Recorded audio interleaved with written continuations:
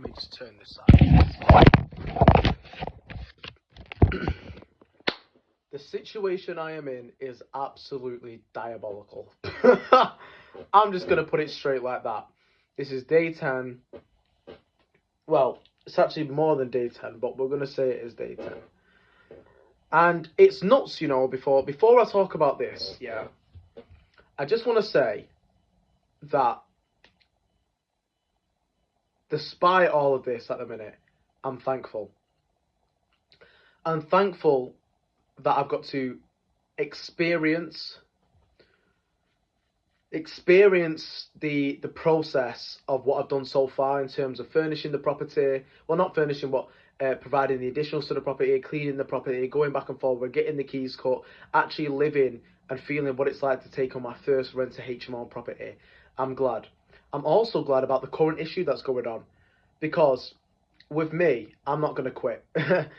No matter how this scenario goes, and I'm hoping it goes well, and it will eventually end up being good. Things always end up being better, you know, as long as you keep pushing. I'm glad because I've got to understand this experience and understand what I need to do next time in order to prevent this from happening again. You know, it's funny because a lot of times when I hear about people starting out or getting their first property or first rent to HMO or service accommodation, they always talk about how the first one, well, not always, but they sometimes talk about how the first one was a disaster. You know, this has happened, that has happened, they spent this much amount of money, it's been a disaster. And there's only 2 stories I can really recall, both about service accommodations. And they took the one, furnished the whole property, did it all up, and the head lease, they forgot to check the head lease, and so they lost out on that. And the other one was basically the owner, basically the landlord not owning it in his name or something like that. But despite that, basically there's problems that go with your first one. And I'm just fortunate enough to be around a team that is be able to, well, you know, a group of people that is able to help me, provide me support in terms of a legal sense and a mindset sense. And I've also got myself, I've got a strong mind. And, you know, basically, here's the situation. So I think I've mentioned it before, but the property is actually classed as a commercial unit because it used to be a shop. And so now it's been converted into a residential HMO. The problem we've got now, the problem I've got now is because the property is a commercial property, the electric meter is in business rates. And because the property is in business rates and just classed as a commercial unit, I'm unable to go to utility warehouse and get the, I'm unable to go to utility warehouse and get the bills set up because they only supply for domestic property. And of course, this isn't domestic / residential, it's commercial. So I can't get the electric, I can't get the Wi-Fi, it's fully electric, so I can't get the electric or Wi-Fi. I can't pay council tax because it's in business rates.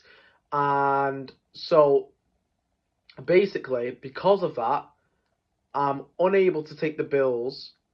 I'm unable to take the bills on in my name because I'm not going to apply for it in business because it's going to be a lot more expensive. And also, I'm unable to provide the domestic Wi-Fi to the property because it's set up as a commercial property. So I've just been on a call to my manager and explained the situation to them. And their thought behind why the landlord might have done this is because they want to try and keep the property as a commercial to try and get a commercial valuation on the property. Because the landlord's explained to me already that he wants to get a valuator around to the property soon. And so it's not going to be classed as it's not going to get a commercial valuation in it though, because it's a 5-bed HMO. It's not fully en suite. There's nothing that could take this away from being a full commercial unit because, you know, it's got a kitchen diner, it's got a bathroom downstairs, a bedroom bathroom, it's got a few bedrooms upstairs. You know, it's gonna be classed as a residential. It's gonna be valuated as a residential. That's what we believe. So in order to get past this problem, now I have to send an email. I've constructed an email which I've sent over to my manager, that's going to look over it and try and make it into a more legal way, which is basically going to say to the landlord, look, we're going to have to, for the meantime, pause this agreement, because this agreement was signed with the understanding and under the impression that this was going to be a residential HMO. And my duty is to take care of the bills, i.e. the council tax, the electric, the Wi-Fi, in order to house the tenants. However, because it is a commercial property, I'm unable to fulfill my duty as a renter, as the existing tenant within the property,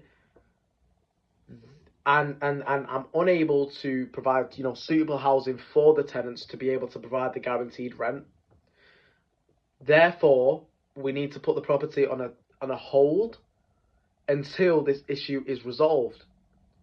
And that issue being resolved is the landlord getting a valuer to the property, evaluating the property as a HMO, as a residential HMO, and then notifying the council so that the council can deem it as a HMO, so that I'm able to then the landlord fills out a VAT registration form for the utility provider, EDF, that he's currently with, to then say, this is a residential HMO, here is the proof. So for them to then say, okay, this is a residential HMO, we can supply this. For then me to go to utility warehouse, if I decide to still go with them, to say, yeah, all good, and then supply it. This is the current problem that I'm dealing with. And that's only the first problem, the first big problem. Then I've got to deal with the most notorious HMO problem, rent to rent, is it going to rent out at a rent that I actually want it to? So then there's the problem of if I'm going to just lose my money, lose the initial money that I've put in, which obviously I can save most of the money in terms of, the bedding, and that's pretty much it. The bedding, the mirrors, but I'm going to have to pay for everything else in terms of, probably putting the property back to what it was originally, filling the holes in the walls that I've made when I was screwdrivering it. The walls, I mean, if he wants it to be turned back to its original form. Basically turning the property back into what it originally was.